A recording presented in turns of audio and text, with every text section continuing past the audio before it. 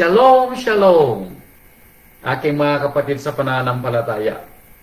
Ito naman po yung kapatid na si Roland na muli ay binibigyang pagkakataon ng ating rabay.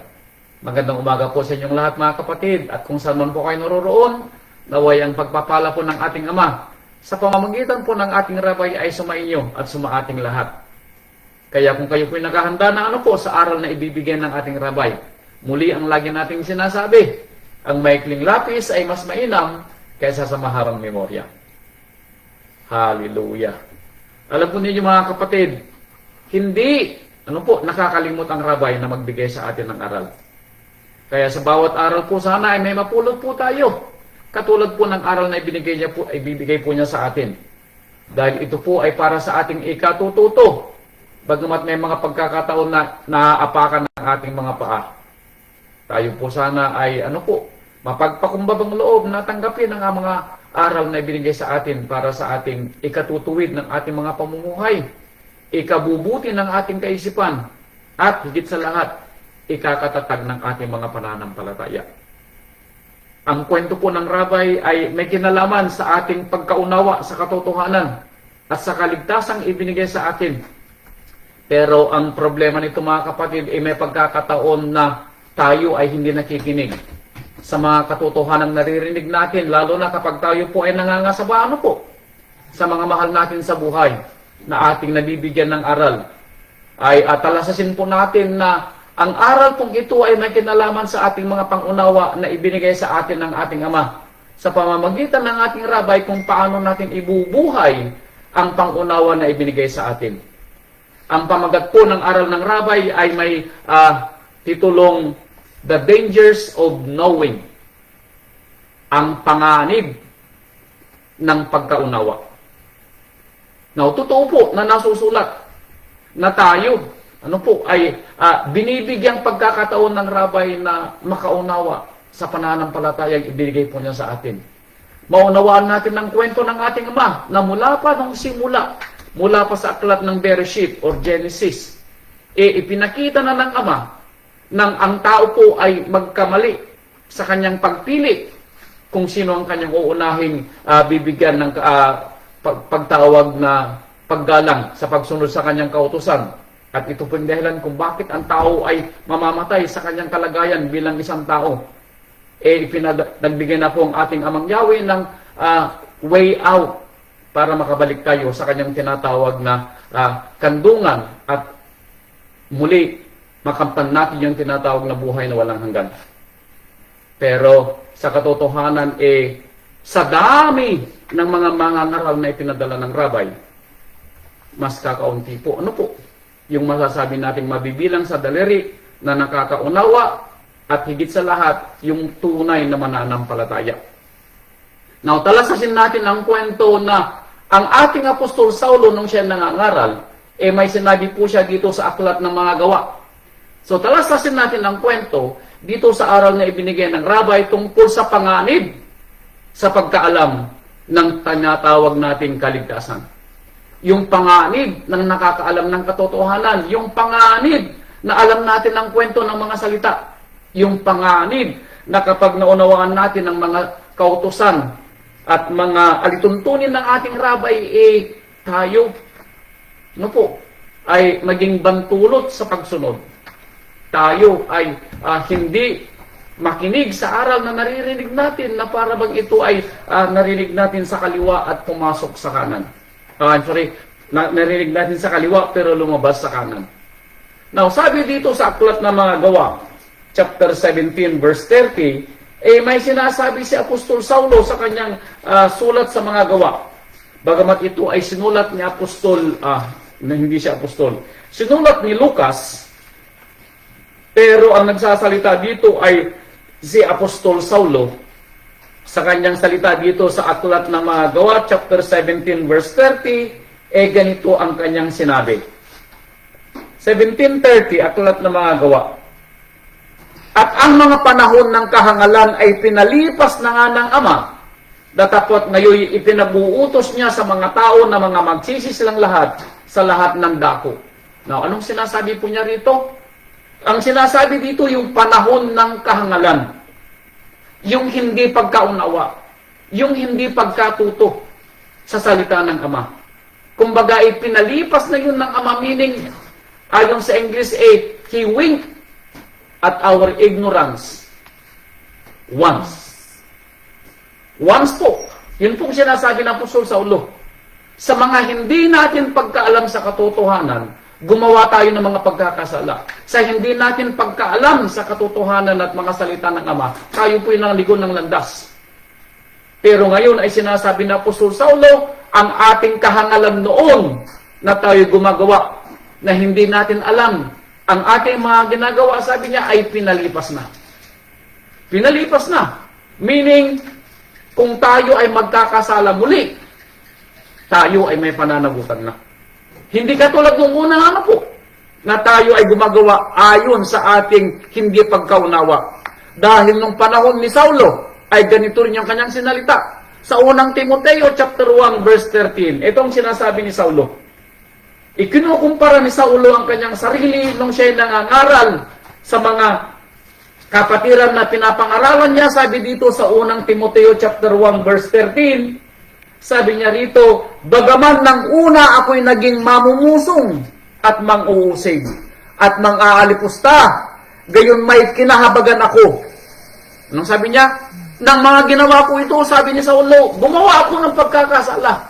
Pero ako'y kinahabagan ng Ama. Bakit? Sapagkat siya ay ginawa ko sa hindi pagkaalam sa kawalan ko ng pananampalataya.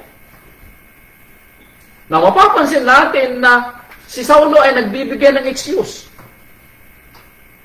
sa mga hindi niya pagkaalam sa pangunawa. Pero ang excuse ay hindi kay Saulo nagmula. Ang pagkaawa ay nanggaling sa ating Ama. Now, we pray, na ang awa ng Ama ay mapasa atin araw-araw. Yun ang ating panalangin. Pero talasasin natin ang kwento ng aral ay ibinibigay sa atin. Para matuto. Kaya, sabi po niya dito sa aklat ng Isaiah chapter 58 verse 1,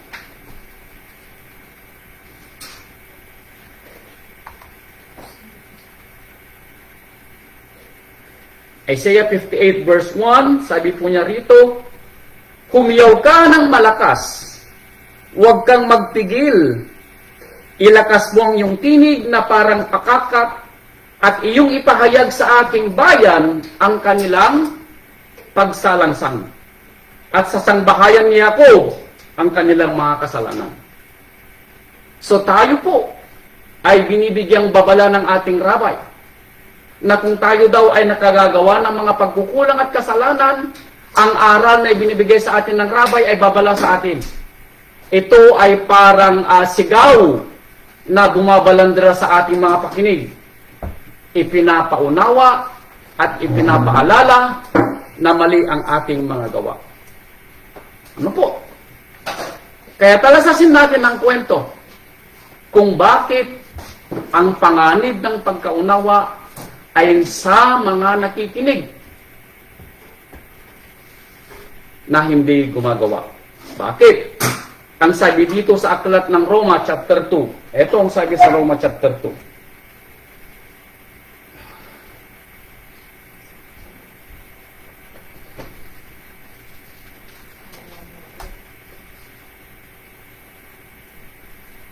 Roma chapter 2 verse 13. Ito ang sabi po niya, sapagkat hindi ang mga tagapakinig ng kautusan ang siyang mga ganap sa harapan ng Ama. Hindi daw po yung mga tagapakinig ng kautusan ang ganap sa Ama. Ano po? Sabi niya, kundi ang mga nagsisitalima sa kautusan ay aariing mga ganap. So, hindi po lahat ng mga nakikinig ay ganap. Tayong lahat na nakikinig, hindi ko ibig sabihin, tayo po ay ganap sa harapan ng Ama. Dahil marami sa atin ang nakikinig, pero ang ating mga pakinig kung minsan ay hindi nakakaunawa. Ano po?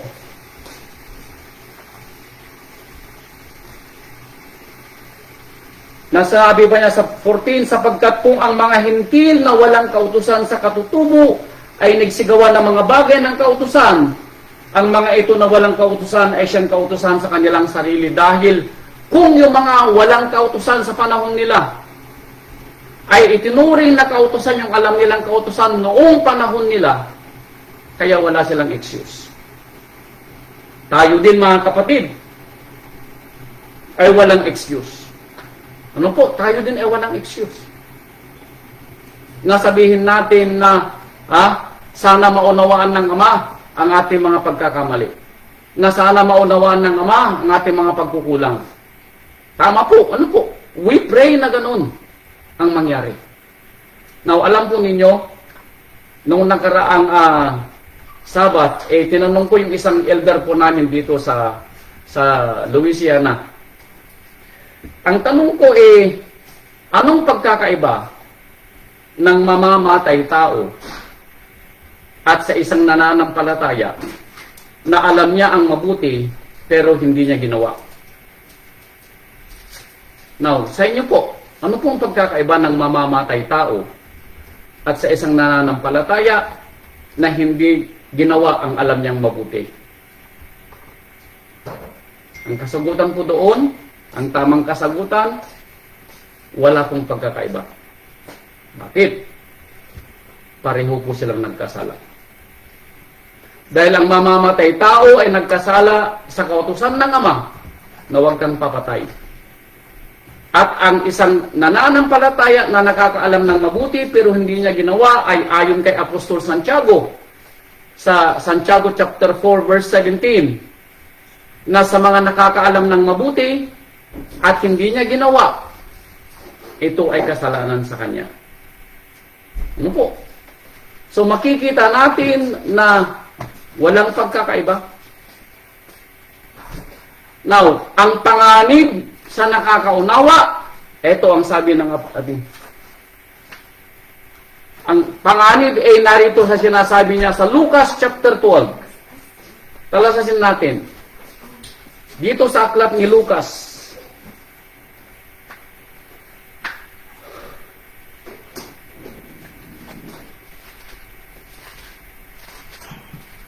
Lucas chapter 12. Sabi po niya dito sa verse 47. Ito. Chapter 12 verse 47. Ito po ang sabi.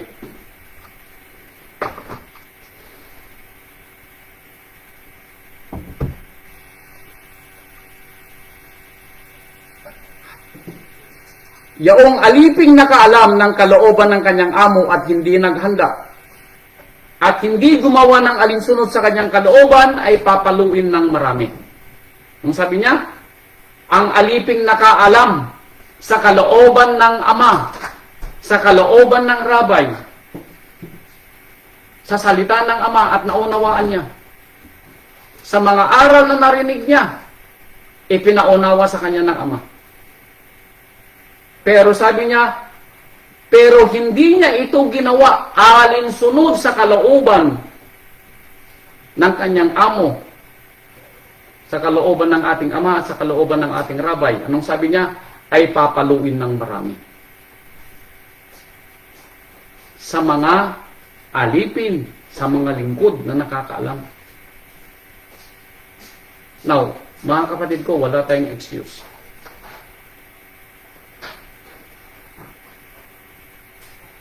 Ang panganib sa pagkatuto ay nasa atin at sa lahat ng ating mga napapangaralan. Dahil kung tayo, na nakakaalam at hindi natin magawa, papaluin tayo ng marami. Ganon din po sa kanila na nakakaalam pero hindi sila nananampalataya. Dahil sabi niya rito, datapwat ang hindi nakaalam at gumawa ng mga bagay na karapat-dapat sa mga palo ay papaluin din ng kaunti. So meaning may palo pa rin sila. At tayo na nakakaalam ng mas marami, mas marami tayong palo. Ito po ay aral sa atin. Ano po? Kaya talasasin natin ang kwento na tayo na nakakaalam ay maraming palo. Iyon ang panganib ng pagkaunawa. Natutuwa tayo na alam natin ang kautusan ng ating Ama. Natutuwa tayo na alam natin ang kautusan ng ating Rami. Nakakatuwa po. Dahil tayo ay binigyan ng ating Ama ng pagpapalang pangunawa para maunawaan natin ang kwento ng kanyang mga salita. Katulad niyan, magpapagawa na naman po tayo ng Biblia. Matutuwa yung mga mabibigyan ng Biblia, pero at the same time, yung mga mabibigyan ng Biblia ay yung pagpapala na maunawaan nila ang kwento ng Rabay, ang salita ng ating Ama, pero at the end of the day, yung panganib ng pagkatuto ay ando doon kung hindi natin gagawin ang mga salitang ating naririnig at nababasa. Kaya sabi ng Rabay dito sa aklat ni Yohanan, chapter 15, verse 22, John 15:22. John 15:22.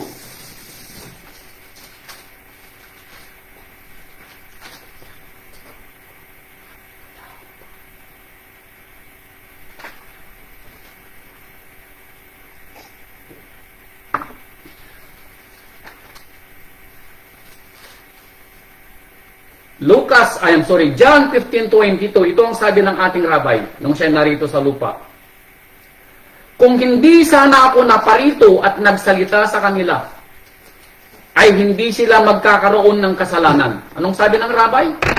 Ito ay kanyang sermon sa bayang Israel na kanyang piniling bayan. Sabi ng ating Rabay, kung hindi ako naparito, sabi niya na nagsalita sa kanila, sabi niya, wala sana silang kasalanan. Meaning, hindi sana nila nakita ang kanilang mga kasalanan. Bakit? Ipinaliwanag ng Rabay ng kanilang mga ginagawang pagsalangsang ay kasalanan sa salita ng Ama. Kaya sabi ng Rabay, kung hindi ako naparito at nagsalita, kaya kung hindi kayo nakinig sa aral, kung hindi kayo nanampalataya, kung hindi kayo nakaunawa sa salita ng Ama, nung sabi niya, wala sana kayong kasalanan. Bakit? Ang ating mga apostol ang nagsabi, sa pagkaalam natin ng mabuti na hindi natin gagawin, ito'y kasalanan sa atin.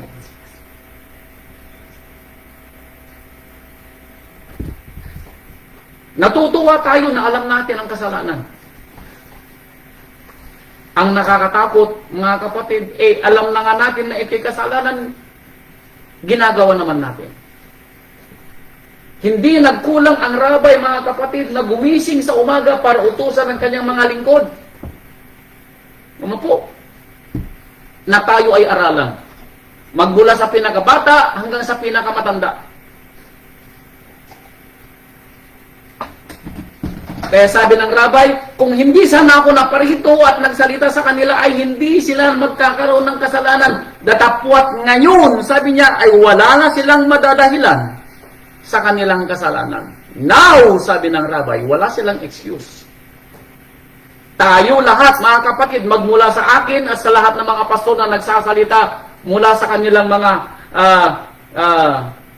lugar na pinagkalooban ng Rabay na mamahala at mangaral sa salita ng Ama, wala silang excuse. Magmula sa kanila hanggang sa kaliit-liitang mga kapatid sa pananampalataya. Magmula sa pinakabata hanggang sa pinakamatanda. Kung hindi sana natin alam yung kwento, baka mayroon po tayong dahilan. Sasabihin natin, Rabay, hindi po namin narinig ang kwento mo. Pero ngayon narinig ninyo, wala tayong excuse.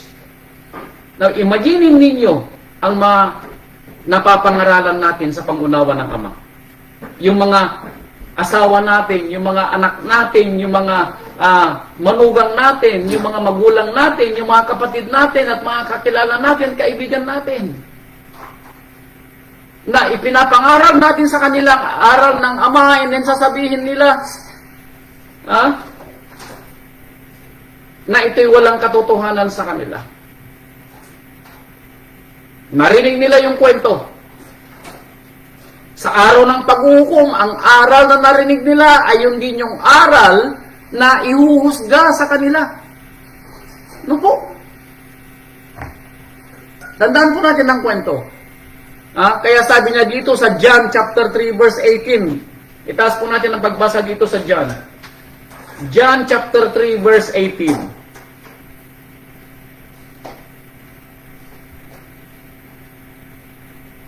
Sabi niya, ang sumasampalataya sa ating rabay ay hindi hinahatulan. Ngunit ang hindi sumampalataya ay hinatulan na, sapagkat hindi siya sumampalataya sa pangalan ng bugtong na anak ng Ama. Sabi niya, ang hindi sumampalataya, sabi niya, ay hinatulan na. Imagine niyo yung agony, yung anong tawag dito?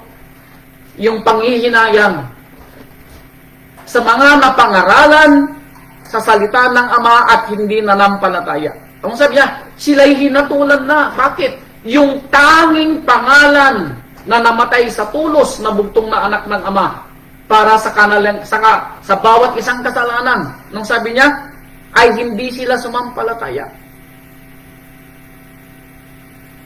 Sapagkat hindi siya sumampalataya saan? Sa pangalan ng bugtong na anak ng Ama. At anong kautulan sa kanila? Sabi niya dito, verse 19, na naparito ang ilaw sa sanlibutan at inibig pa ng mga tao ang kadiliman kaysa ilaw, sapagkat masasama ang kanilang mga gawa. Bakit? Ayaw nila ng katotohanan. Now, alam natin ng kwento ng anumang mga kasalanang gawa, ang kabayaran ay ano? Kamatayan. Roma chapter 6 verse 23, the wages of sin is death. Ano po? At wala tayong excuse. Bakit? Alam natin ang kasalanan. At paano natin ito alam? Ipinapaunawa sa atin sa bawat aral ng rabay. Ang lahat ng mga salitang hindi ayon sa salita ng Ama at gawa ng Ama at aral ng Ama ay kasalanan. Dalawa. Wala pong gray area ang aral. It's either ikaw po ay magiging mabuti or ikaw po ay magiging masama. Aral natin sa pahayag, hindi tayo pwedeng nasa gitna. Tayo po ay pwedeng maging malamig o tayo po ay maging mainit. Pero hindi po pwedeng tayo ay nasa gitna na kung minsan ay mainit, kung minsan ay malamig. Mamimili lang po tayo. Kaharian ng Ama or ang impyerno. Dalawa lang pong pupuntahan ng tao sa araw ng paghuhukom. Sa mga hindi umabot sa kaharian ng Ama, lahat pupunta sa impyerno. Yun po yung kahatulan sa atin. Kaya, ang panganib ng pagkatuto ay nasa atin. Ano po? Mas mabuti pong wala nang nakikinig sa aral. Mas mabuti pang wala nang wala nang nakakaunawa sa kanilang mga kasalanan kung tayo man po ay hindi makagagawa. Better na hindi natin alam ang katotohanan at pwede nating sabihin balang araw, we are excused. Pero nakalagay pa rin, ignorance of the law excuses no one. Bakit? Mayroon tayong kakayahan para hanapin ang katotohanan. Lahat tayo ay nakakaunawa sa teknolohiya na binigay ng ating Ama sa ating panahon. Lahat tayo ay may cellphone. Sino bang taong walang cellphone? Sa isang bahay, sino ba ang isang bahay na walang cellphone? Sa isang bahay, hindi bababa sa dalawa ang cellphone, I guess. Ano po? Parang ang cellphone ay kasama na sa buhay ng tao sa ating panahon. Kaya wala tayong excuse na hindi makakaalam ng katotohanan. Ano po? John chapter 9 verse 41. John 9:41. John 9:41. Sa kanila'y sinabi ni Yahshua, kung kayo'y mga bulag, ay hindi kayo magkakaroon ng kasalanan. Now, anong ibig sabihin ng rabay?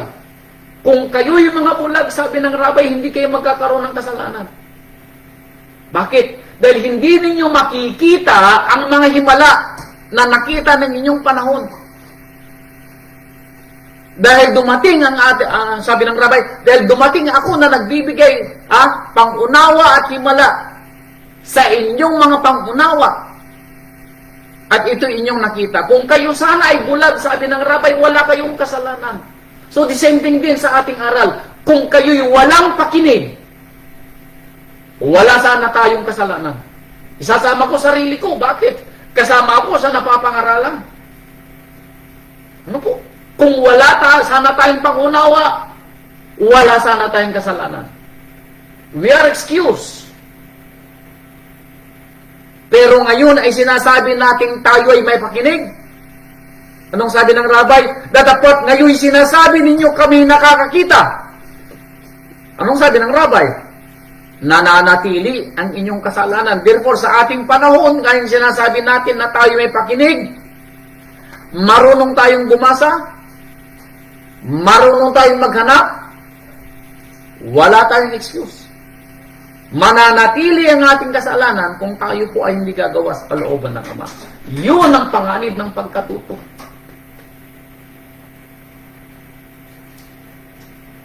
Kaya kailangan po na tayo po ay gumanap, mga kapatid, dahil sinabi kanina sa aklat ng mga taga-Roma, hindi yung mga nakikinig sa salita ng Ama ang aariing ganap. At parang narinig ko kanina, kung hindi ko magkakamali, ito ay memory verse ni kapatid na Winalin. Ano po, ang pananampalatayang walang gawa ay patay. See? We pray na narinig din ninyo yung sinabi ng ating mga kapatiran sa kanila mga memory verse. Yung mga magpapaalala sa atin. Ha? Dahil ito yung dahilan kung bakit tayo may service. Itong dahilan kung bakit tayo nagpupunta sa mga kapilya natin para makarinig ng aral at matuto tayo sa mga patutuon ng ating mga kapatid. Itong dahilan kung bakit may aral at may kapilya na pinagawa para tayo matuto at makita natin ang ating mga kapatid. Kaya mga kapatid ko, tandaan natin ang kwento. Ito ang panganib ng pagkatuto kung hindi tayo matitinag sa ating mga gawa at ipagpapatuloy natin ang ating mga maling gawa. Po. Kaya sabi dito sa John chapter 12 verse 48, John uli. John chapter 12 verse 48. Ito ang sabi.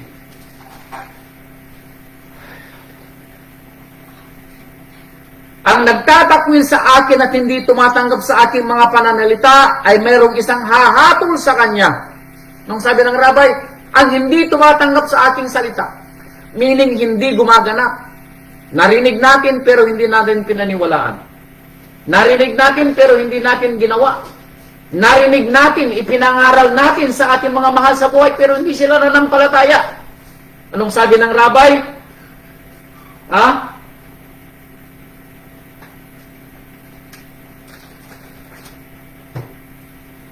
Mayroong isang hahatol sa kanya.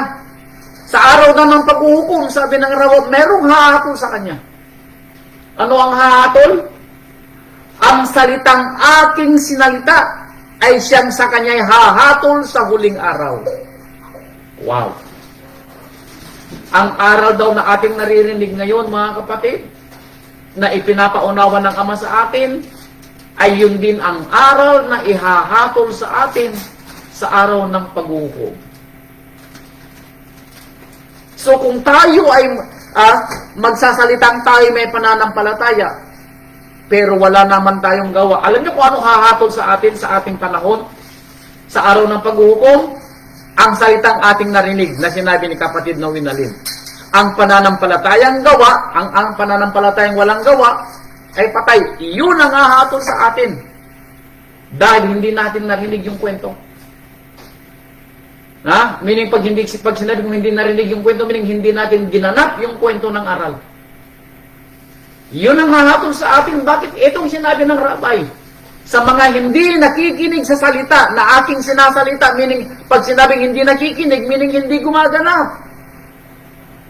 Meaning sa mga hindi gumaganap sa salita na naririnig natin sa araw na ito at sa mga susunod pang aral, hindi daw tayo hahatulan ng rabbi. Ang hahatol daw sa atin ay yung aral na naririnig din natin. Kaya wala tayong excuse. At sa dinami-dami ng aral na narinig natin, mga kapatid, I know, na na-convict tayo, one way or the other. At kung na-convict tayo, yun ang hahatol sa atin kung hindi tayo titino. Kung medyo tayo ay napaluha dahil tayo ay kinurot sa puso at naaalala natin na tayo ang pinatatamaan ng aral, Makinig po tayo. Gawin natin ang kautusan. Gawin natin ang kanyang mga salita. Baguhin po natin ang ating buhay. Dahil ang panganib ng pagkatuto, yun din ang aral na ihahatol sa atin balang araw. Ano po? Kumbaga sa big screen, sa araw po ng paghuhukom, kung makikita-kita natin, ano po? Makikita natin yung ating sarili sa malaking big screen. Yung panahon na narinig natin ang aral at yung panahon na hindi natin mga ginawa. Yun ang mga hahatol sa atin. Hindi na kailangan panghatulan tayo ng panibagong salita ng ating Ama. Yung aral na narinig din natin ang hahatol sa atin at the end of the day. Kaya wala tayong excuse. Dito po sa Ezekiel chapter 2. Ezekiel chapter 2. Tignan po natin ang mga pangyayari ng panahon ng mga piniling bayan ng ating Ama para tayo ay matuto.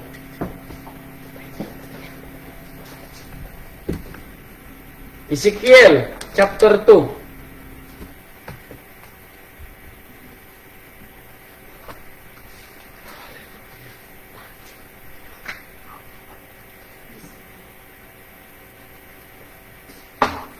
Ezekiel chapter 2, verse 5.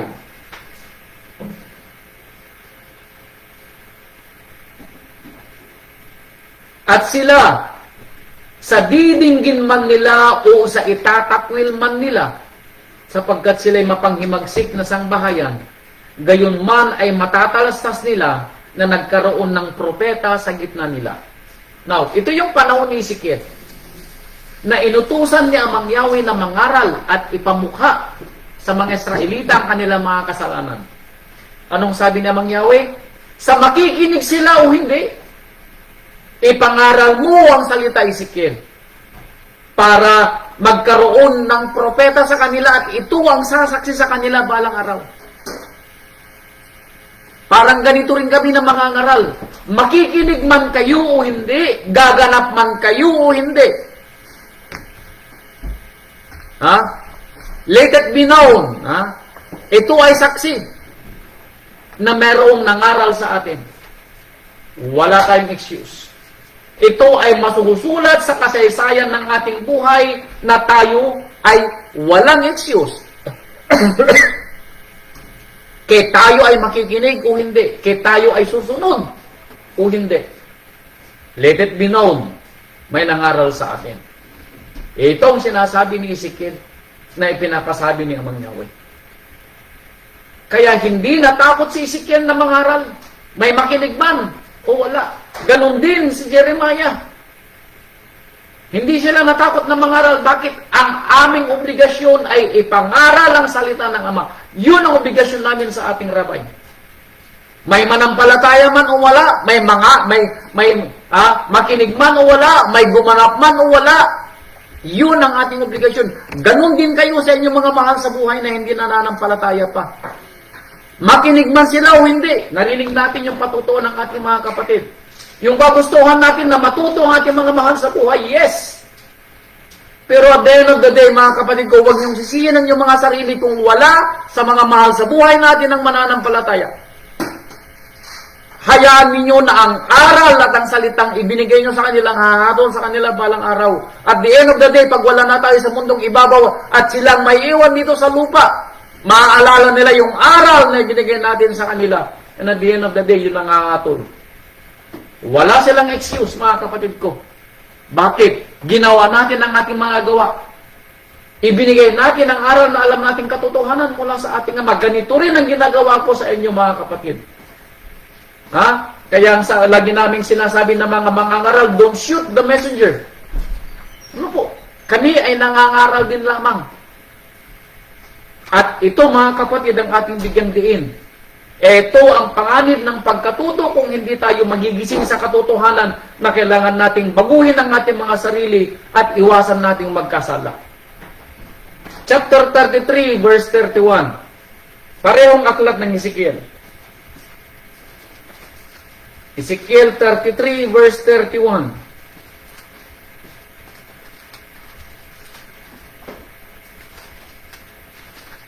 Ezekiel 33 verse 31. Ito ang sabi, nadagdag. 33:31. At dumating sa iyo na wari ang bayan ay dumarating. At sila nagsisiupo sa harap mo na gaya ng aking bayan. At kanilang dinidinig ang iyong mga salita. Ngunit hindi nila ginagawa. Sapagkat sila nagsasalita ng malaking pag-ibig ng kanilang bibig, ngunit ang puso nila ay nasa kanilang sariling pakinabang. Wow. Ito yung panahon ni Ezekiel. Sabi niya, Mang Yahweh, Ezekiel, sabi niya, ang mga kapatid mong Israelita ay dumarating at nakikinig sa iyong mga salita. Pero bagamat sila nakikinig, sabi na Mang Yahweh, sila nagsisiupo para makinig. Sila'y parang interesado sa iyong mga sinasalita. Pero sabi ni Mang Yahweh, pero sila'y hindi gumagawa. Sila hindi gumagawa. At sinasabi niya, sila nagsasalita ng malaking pag-ibig ng kanilang mga bibig. Pinupuri nila ang mga salitang kanilang naririnig. Ano po? Pero sabi niya, pero ang puso nila ay sa kanilang sariling pakinabang. Meaning, wala sa kanila ang kapurihan ni Amang Yahweh. Sana, ano po, wala sa atin itong mga panahon ng mga Israelita. Sana kung tayo ay nakikinig, talagang nakikinig tayo para matuto at gawin ang kalooban ng Ama. Hindi po tayo sana yung nakikinig lamang para sundin ang ating mga asawa, bigyan ng, tawag dito, bigyan ng pampalubag loob ang ating mga mahal sa buhay, tayo nakikisimpatya sa pakikinig. Mga kapatid ko, sayang ang aral. Wala tayong pagkakaiba nung panahon ng mga Israelita. Ano po? Nakikisimpatya, pero hindi gumaganap. Ano po? Wala pong pagkakaiba yun sa mga hindi nananampalataya. Nagsisipuri. Ayan, anong sabi niya? Ang kanila mga bibig ay nagsasalita ng malaking pag-ibig. Nagsisipuri. Ano po? Pero malayo sa puso nila ang purihin si Amang Yahweh sa kanilang mga gawa. Ito po yung panganib ng pagkaunawa. Na alam natin ang ating mga ginagawa, pero ito'y malayo sa salitang ating narinig at nabasa. Ang ginagawa lang natin, kung ano yung magustuhan natin. Nakikinig tayo, pero tinanong nyo ba yung mga sarili? Tinanong na ba natin ang ating mga sarili? May natutunan ba tayo sa aral? May nabago ba sa buhay natin? Sabi, mga kapatid ko, kung walang nabago, sayang ang aral. Kung hindi nabago ang ating kaisipan at ang uri ng ating pamumuhay, mga kapatid ko, sayang ang aral. Wala tayong pagkakaiba sa mga nauna sa atin na inutusan ng Ama, ano po, na makinig sa aral, pero wala tayong nagawa. Bakit? Hindi natin ginanap ang mga salitang ating narinig at nabasa. Ano po? Kaya sabi dito sa Lucas chapter 12 verse 46. Lucas 12:46.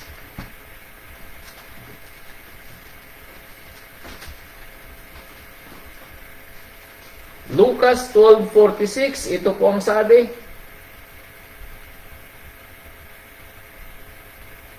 Ang amo ng aliping yaon ay darating sa araw na di niya hinihintay at sa oras na hindi na nalalaman at siya'y parurusahan at isasama ang kanyang bahagi sa mga hindi tapat. Now, alam niyo po kung nakakatakot sa mga nakakaalam ng pagkaunawa, sa nakakaalam ng katotohanan, dahil sa hindi natin pagganap, dahil sa hindi natin pagsunod, bagamat alam natin, darating daw ang Ama o ang ating rabay o utusan niyang kanyang mga anghel. Ano po? Sa panahon na hindi natin nalalaman at anong gagawin, tayo ay parurusahan at ang pagpapalang sanang para sa atin ay anong gagawin? Ibibigay niya sa iba. Huwag naman sana. Ano po? na yung pagpapalang para sa atin, pagpapala na yun para sa atin pero dahil sa hindi natin pagsunod, bakit? Tayo yung naunang nakaunawa. Bakit tayo yung binigyan ng reservation? Kumbaga yung price, yung reward para sa atin. Ano po? Naka-reserve sa atin. Tayo yung nakaunawa Pero dahil sa hindi natin pagsunod, at the end of the day, hindi tayo karapat-dapat doon sa reward. Kaya instead na reward ang ibibigay sa atin, kukunin ng Ama yung reward para sa atin at ibibigay sa iba at ang ipapalit sa reward ay kaparusahan. Father, yan forbid. Huwag naman sana. Father, yan forbid. Huwag naman sana. Bakit?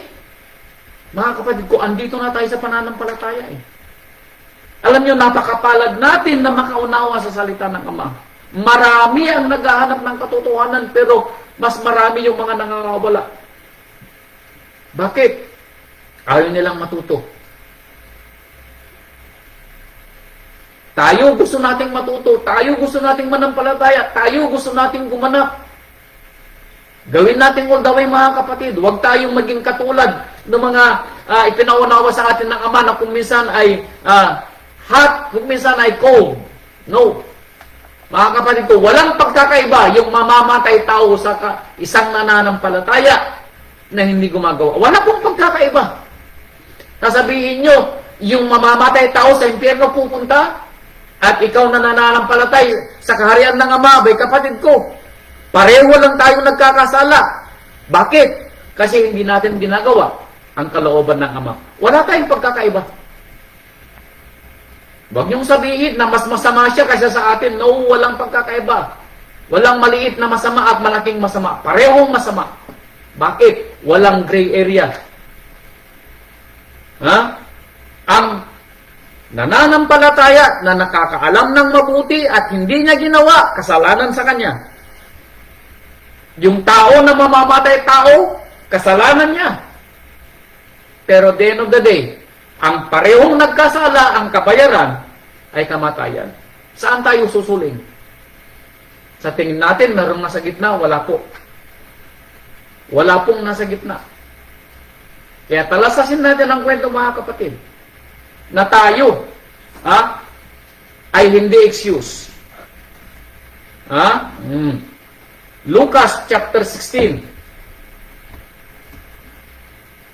Lucas chapter 16. Ito, Lucas chapter 16 verse 10.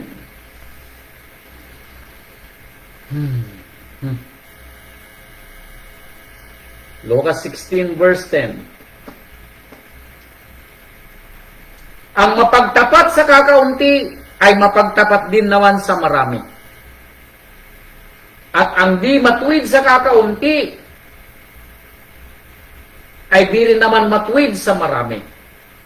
Kung kayo ngay di naging mapagtapat sa masamang kayamanan, sino ngang magkakatiwala sa inyo ng mga tunay na kayamanan?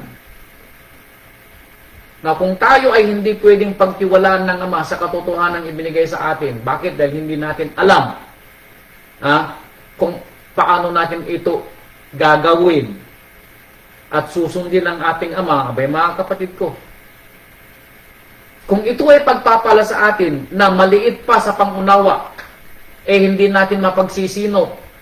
Paano natin mapagsisinop ang mas marami pang pagpapala? Ano po? Paano natin masisinop? Katulad na lang ng nasusulat dito sa Deuteronomio chapter 15 verse 7. Deuteronomio chapter 15 verse 7. Alam nyo, hindi nakakalimot ang rabay na magbigay sa atin ng tinatawag na kaunting kurot sa ating puso. Deuteronomio chapter 15. Ito. Palaging nagbibigay ang rabay ng kaunting kurot sa ating puso. Deuteronomio 15. Ito ang sabi ng rabay. 15 verse 17. I'm sorry, 15 verse 7. Not 17, kundi 7. 15 verse 7. kung magkaroon sa iyo ng isang dukha na isa sa iyong mga kapatid na nasa loob ng iyong mga pintuang daan, sa lupain ibinibigay sa iyo ni Amang Yahweh mong Ama, ay huwag mong pagmamatigasin ang iyong puso ni pagtitikuman ng iyong kamay ang iyong dukhang kapatid. Now, ang sinasabi rito ay yung mga kapatid natin nangangailangan. Ito'y ehemplo ng panahon ng mga Israelita. Sabi niya, kung meron kang kapatid na mangangailangan, at alam natin na sinasabi ng rabay, hindi mawawalan ng mangangailangan sa inyong gitna. Hindi mawawalan ng mangangailangan sa ating gitna. Yung mga alam natin na hindi kumakain, pero wala tayong naibibigay, ano po? Mga kapatid ko, kung may alam tayo at hindi natin binigyan na may kasalanan sa atin, bakit? Sabi niya, huwag mong titikmin ang iyong kamay, kundi iyong ang bubukhin ang iyong kamay sa Kanya at iyong ang bibigyan siya ng sapat sa Kanyang kailangan, sa Kanyang kinakailangan. Nung sabi niya, iyong ang pautangin siya ng sapat sa Kanyang kailangan, sa Kanyang kinakailangan. Ha?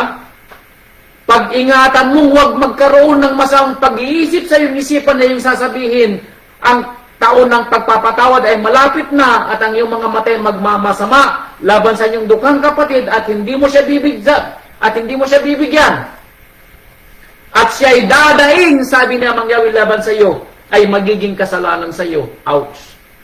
No, imagine ninyo na kapag daw siya ay dumaing dahil hindi mo siya binigyan, alam niyang meron ka. Alam mong sabi ni Amang Yahweh, ito'y magiging kasalanan sa iyo. Ito'y magiging kasalanan sa iyo. Now, ito'y halimbawa sa pagkarinig natin sa katotohanan pero hindi natin ginagawa. Abay mga kapatid ko, ano po, magkaroon tayo ng kapusuan na gawin ang kalooban ng Ama. Narinig natin noong nakaraan, yung aral ng rabay tungkol sa tamang pangingilin ng araw ng pagsamba at sa kanyang mga pista. Wala tayong excuse.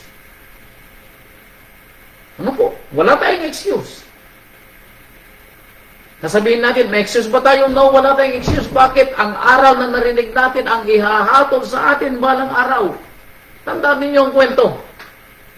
Ang aral na narinig nyo, bakit? Nakasulat ang pangalan mo nung araw na ikaw ay nakarinig sa kwento. Sa tingin ninyo, walang record ng kalangitan. May record ng kalangitan sa bawat ginagawa po natin. Ang rabay na nagsabi, ang bawat salita na magmumula sa ating mga bibig ay nasusulat. Tandaan po ninyo ang kwento, ano po? Kaya doon sa pahayag nasusulat at ang mga aklat ay nabuksan, meaning ang aklat ng bawat isa sa buhay ng tao. Yun ang hahatol sa kanya at the end of the day. Yun ang ating pangunawa. Ano po? Yun ang ating pangunawa. Kaya talasasin natin. Anong sinabi ko? 16? Anong binasa ko? 16, 17. 16, 17. 16:10 ang binasa ko yata eh. Pinuntahan ko sa sa Deuteronomio. Ano po?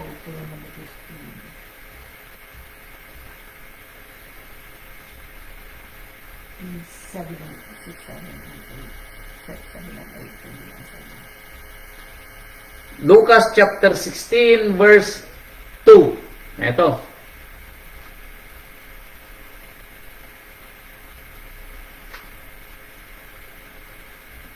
Now, tatas ko sa verse 1. Ito yung ehemplo ng pagpapala. At sinabi rin naman niya sa mga alagad, may isang taong mayaman na may isang katiwala. At ito isinumbong sa kanya na siya nagwawaldas ng kanyang mga pag-aari. At tinawag niya ito at sa kanya sinabi, ano itong nababalitaan ko tungkol sa iyo? Magbigay sulit ka ng pagiging katiwala sapagkat hindi ka na maaaring maging katiwala pa. Now, imagine ninyo na ito'y marinig natin sa ating rabay. Na tayo pinagkatiwalaan ng kanyang salita. Pero nakikita ng rabay na hindi, hindi lumalago yung salita na ibinigay niya sa atin. Hindi nababago ang ating buhay. Hindi, nababago ang ating mga pananalita at mga gawa. Sasabihin daw ng rabay na hindi tayo karapat-dapat sa salitang ibinigay niya sa atin at pangunawa at anong gagawin, ibibigay niya sa iba. Father, ya forbid, wag naman po sana. Ano po? Father, ya forbid, wag naman po sana. Ito mga kapatid ko yung sinasabi nating panganib sa pagkaunawa. Kaya sabi dito sa aklat ng Hebrew chapter 6, ito ang sabi sa aklat ng Hebrew chapter 6. Hebrew chapter 6.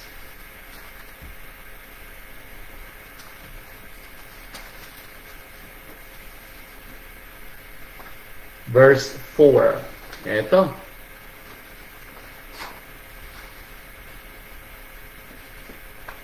Hebrew chapter 6 verse 4, ito po sabi niya.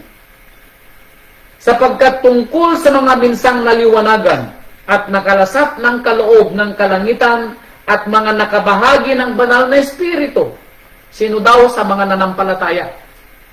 Sa mga nakakita ng himala. Sa mga nakarinig ng mga aral. Sa mga nakaalam ng katotohanan. Sa mga nakakita, nakarinig sa mga patutuo ng kanyang mga kapatid. Ano po? Tayo yung sinasabi rito, ano? Dahil lahat tayo nananampalataya na nakikinig. Kung ito tayo, sabi niya, at nakalasap ng mabuting salita ng Ama at ng mga kapangyarihan ng panahong darating at nakita mo ang kwento ng rabay, magmula Genesis hanggang Revelation, bakit hindi? Ano po? Nakalimot ang rabay sa pagbibigay ng aral. Alam mo yung kwento. Alam mo ang pupuntahan ng mga masasama sa dagat-dagatang apoy at alam mo ang pupuntahan ng mga tatawaging banal sa kanyang kaharian. Alam mo yung kwento na ito kung paano maging banal. Alam mo yung kwento kung paano maging lingkod. Alam mo yung kwento kung paano maging tapat na lingkod ng rabay. Alam mo yung kwento, wala kang excuse. And yet, after all of this, nakita mo yung mga patutuon ng ating mga kapatid, yung mga nangyari sa buhay mo na himala, yung mga pangyayari sa buhay mo na tinapasalamatan mo pa noon sa Amang Yahweh. Pero at the end of the day, nahiwalay ka sa Ama. Nakalimot ka. Unti-unting hindi mo ginaganap ang kalooban ng Ama. Unti-unti, nawawala ka na sa pananampalataya. Unti-unti, nahihila ka ng sanlibutan. Unti-unti. Ano po?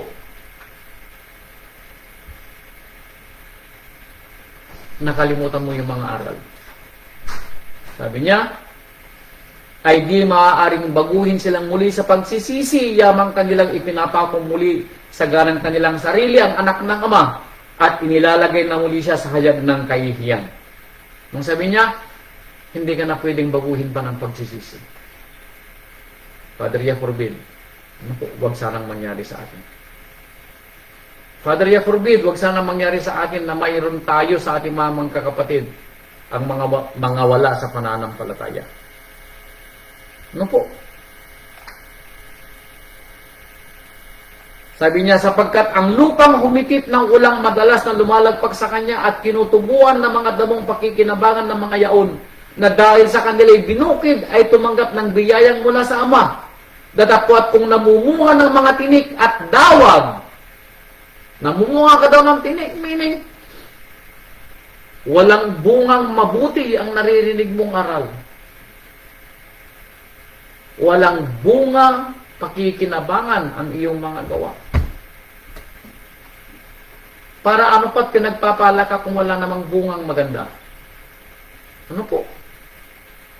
Tayo lamang po ay marunong magpasalamat kapag pinakinggan yung ating mga gawa. Pero ang kapalit po nito, wala tayong bunga. Hindi natin nire-reciprocate ang pagpapalang natatanggap natin. Ang ibig kong sabihin para lang sa sarili natin. Ano po? Para lang sa pamilya natin, para lang sa mga anak natin, hindi nga tayo marunong mag-share. Hindi nga natin alam kung kailan tayo huling nagbigay ng ating ikapo at love offering.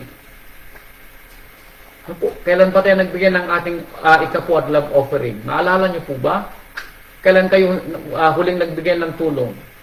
Or kailan kayo huling gumawa ng mabuti? Tanong po natin sa ating sarili, ano po?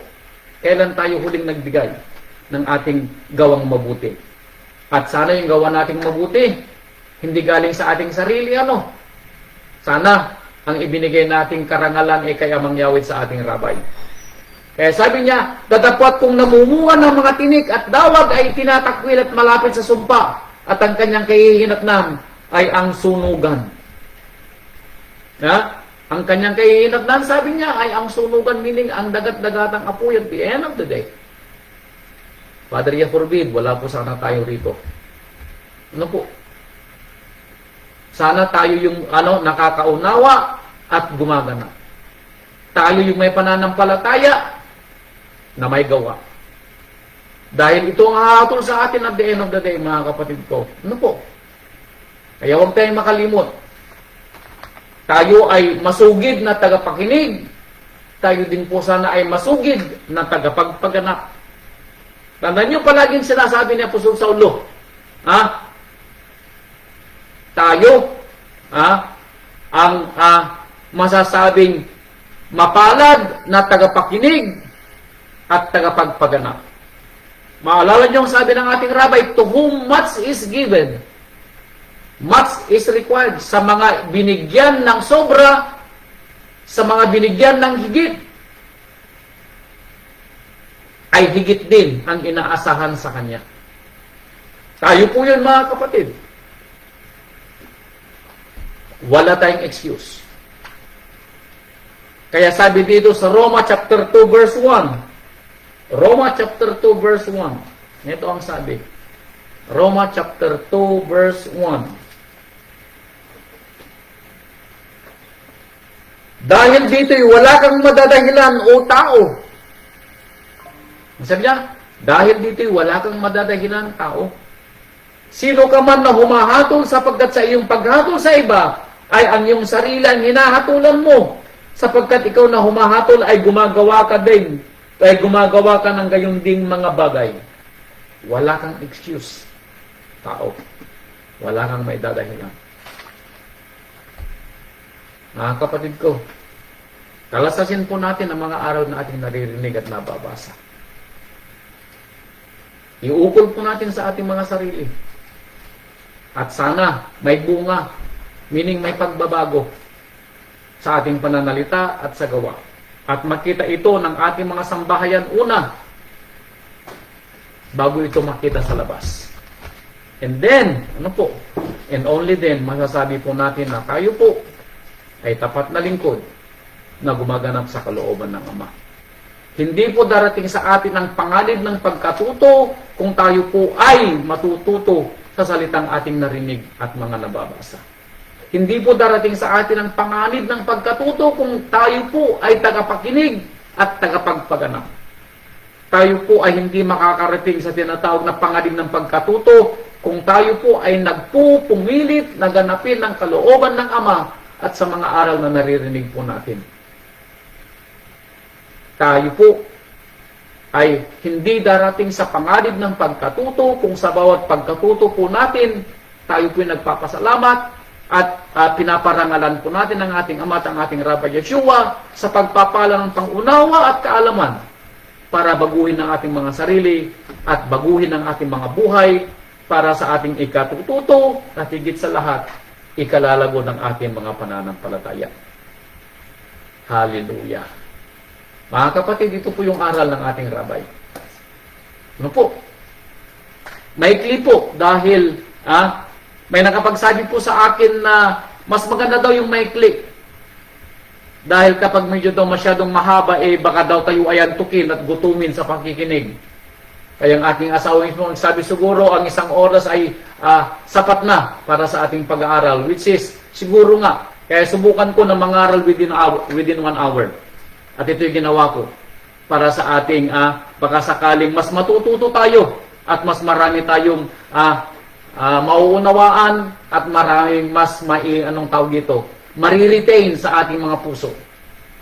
Hallelujah, mga kapatid, ang lahat ng kapurihan at kaluwalhatian sa ating Amang Yahweh at sa ating Rabbi Yeshua HaMashiach.